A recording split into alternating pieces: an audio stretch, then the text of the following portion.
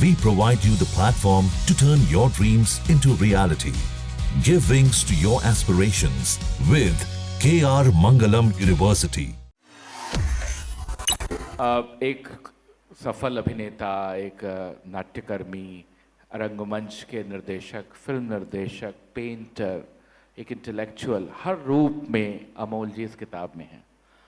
कौन से अमोल पालेकर ऐसे हैं जो इस किताब में नहीं है, जो आप जानती हैं, जिसकी निशानदेही आप करेंगी, जो छूट गया है? शायद उन्होंने सब ग्लिम्सेस आए हैं उनके, लोगों को पता नहीं है। वो एक ज़माने में 72 सिगरेट्स अ डे स्मोक करते थे फॉर 25 years। और जब छोड़ी वो छोड़ी, माने अभी 25 साल हो गए वो छोड़ी है, बिल्कुल छोड़ी है। पता नहीं है लोगों को कि वो यहाँ समझो 5 मिनट हम लोग दे दें, आप सो सकते हो, तो he will start slowly snoring, you can hear it. इतना अच्छे से पीसफुली सो सकते हैं कहाँ पे भी, कितने भी टाइम पे।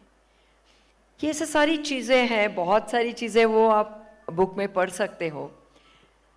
पर एक बात नहीं है, उन्होंने लिखी नहीं है, और उनका क्रिकेट प्रेम। आज कौन सा भी लाइव स्पोर्ट्स चालू है और अमोल जी ग्लूड टू द टीवी नहीं है, ऐसा नहीं हो सकता है। माने चेस हो, फुटबॉल हो, क्रिकेट हो, बैडमिंटन हो। हमारी एक बेटी बैडमिंटन चैंपियन है, हमारी एक बेटी फुटबॉल चैंपियन है। वो अभी आईसीसी क्रिकेट मैच खेल रही है स्विट्ज़रलैंड की तरफ से। तो अलग, बहुत ही अलग दुनिया में रहते हैं ये। पर एक चीज़ है, मैं उनको अभी बहुत मनाया, समझाया है कि आप ड्राइविंग मत कीजिए, क्योंकि ड्राइविंग करते समय वो जो पुणे में या बम्बई में, आपके यहाँ शायद सुकून होगा, पर वहाँ ड्राइविंग करते समय मुझे लगता है उनको हार्ट अटैक आ जाएगा। तो उन्होंने अभी मान लिया है, क्योंकि जो अमोल पालेकर मैंने भी कभी नहीं देखा था, आपने भी कभी नहीं देखा है, वो मैंने देखा है। एक बार हाईवे पे एक ट्रक ड्राइवर को पूरी तरह से वो हमें एक साइड पे ले रहा था, ओवरटेक करते करते रॉन्ग तरीके से।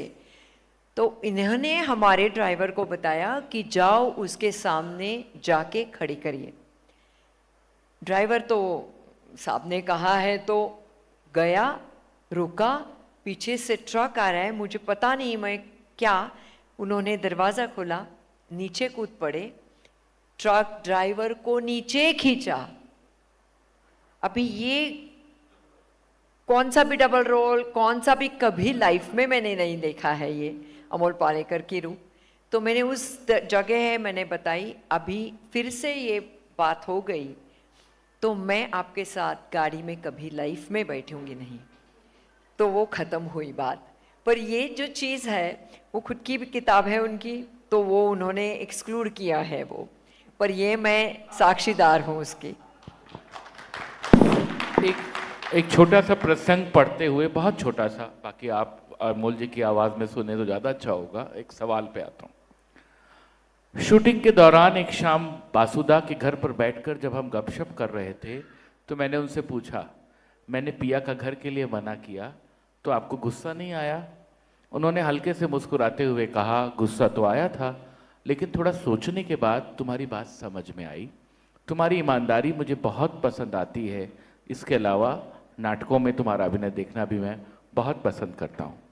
आपके दोनों favourite mentors, directors, Basu Chatterjee और ऋषिकेश मुखर्जी, वो शुरुआत ही नेगेटिविटी से होती है, रिजेक्शन से, फिल्में छोड़ने से, और बाद में इतनी लंबी पारी और इतना दोस्ताना, पारिवारिक, आत्मीय संबंध, इसका खुलासा करें और दोनों के कंट्रास्ट को अपने ढंग से कैसे देखते हैं, बताएं।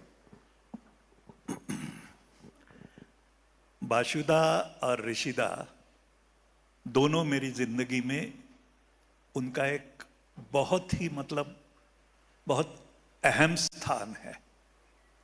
बासुदा के साथ मैंने कुछ 6-7 फिल्में की, ऋषिदा के साथ 5 फिल्में की, लेकिन मजे की बात यह है, आप सुनकर शायद यकीन नहीं करेंगे, वो दोनों के साथ जो शुरुआत हुई थी वो ना से हुई थी।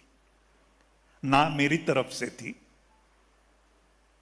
बाशुदा ने मुझे पहली बार जब अप्रोच किया वो था पिया का घर के लिए, और मैंने ना कह दिया।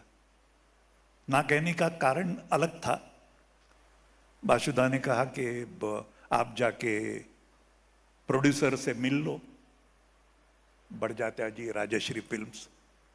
तो मैंने कहा मैं नहीं जाऊंगा, आप मुझे लेके जाइए। आपने अगर मुझे चुना है तो आप मुझे आदर के साथ ले जाइए और बोलिए कि इसे मैंने चुना है। तो जाहिर है बाशुदा ने कहा कि यार जाके तुम मिल लो, तुम्हारी शुरुआत भी अभी तक नहीं हुई है। तो मैंने ना कह दिया।